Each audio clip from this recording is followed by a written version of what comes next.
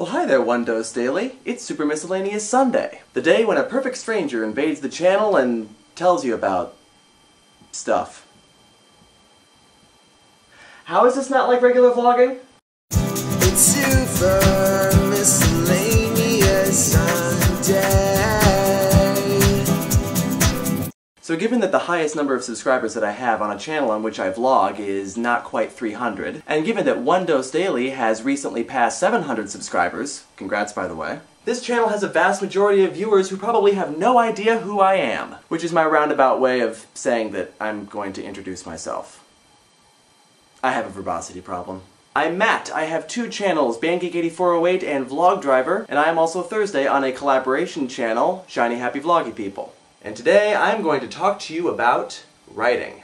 So probably, at some point in your life, you have considered being a writer. This consideration may have occurred in kindergarten and lasted for perhaps 5 minutes, but regardless. It's possible that some of you still want to be writers. In the next however many minutes this vlog happens to be, I am going to tell you about my creative writing process.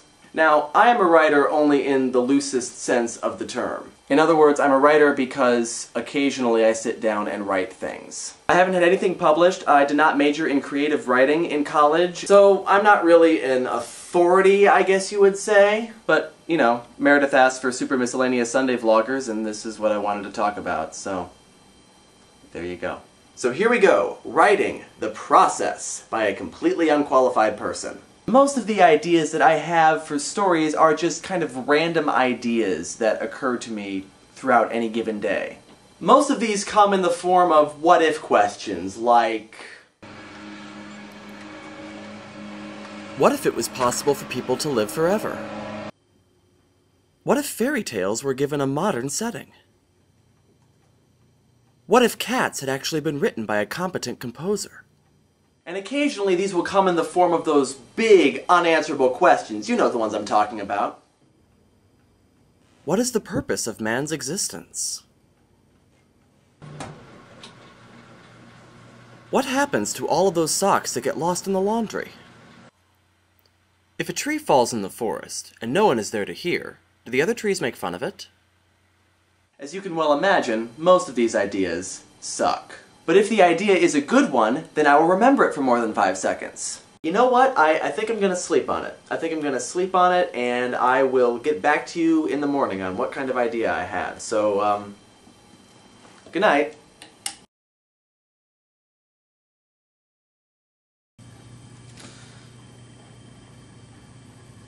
Ah, yes.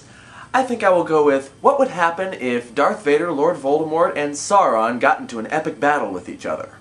So now that I've got a concept all worked out, I need to find some way in which to present this concept, what's called a premise. Now the premise doesn't have to be anything too elaborate, in fact it's pretty basic. Basic ideas for the plot, basic ideas for the situation, basic ideas for the characters.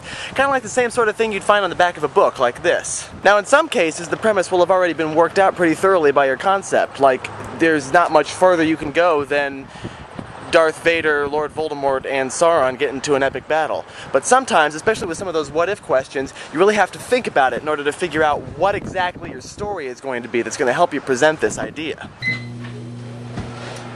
So now that you have some idea of what you are going to be writing about, it's time to build the basic essentials of any good story.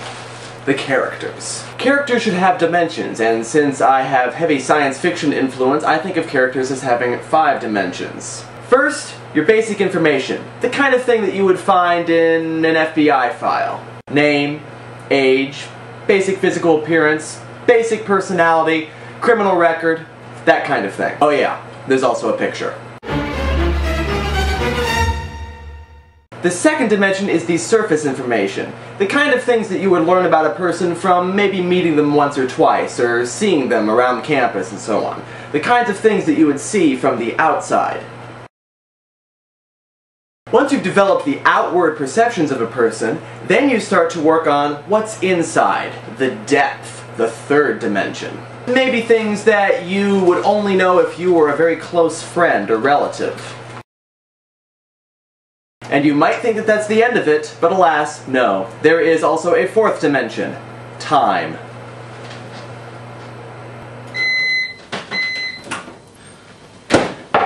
have to consider the character's history. You know about the character of your story, but what about the character from 5 years ago, 10 years ago, 5 years from now?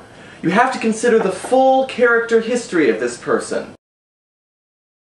And now that you have those 4 dimensions, it's time to add the 5th, and that is the situation, the unknown. Maybe see how she responds to some other characters that you developed, or see how she responds in a crisis of some sort.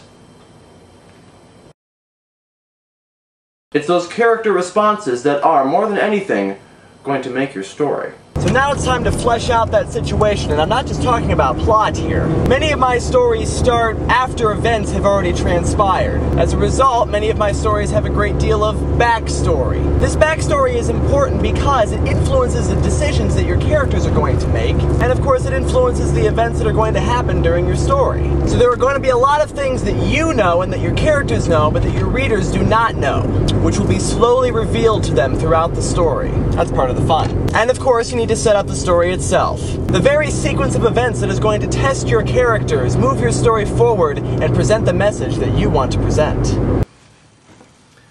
So now you've got your story all planned out. Unfortunately, that was the easy part. But before you start writing your story, I want you to consider one more thought. There is no such thing as an original idea. Think about the stories that you've read or heard in the past. Most of them are ideas that other people have come up with. I mean, do you think that John Green was the first person to write a book about death? Of course he wasn't. Storytelling does not lie in the originality of your ideas. It lies in the way that you present those ideas. I mean, you can plan and plan and plan for months, and believe me, I do. But even if it's a good idea, you might not be able to tell your story effectively if you don't have the right style. But remember, you don't have to get it right the first time. That's what revision and editing is for. So good luck to you all, happy writing. I hope that you have enjoyed this video, and if you'll excuse me, I need to get back to this. We're getting to the good part.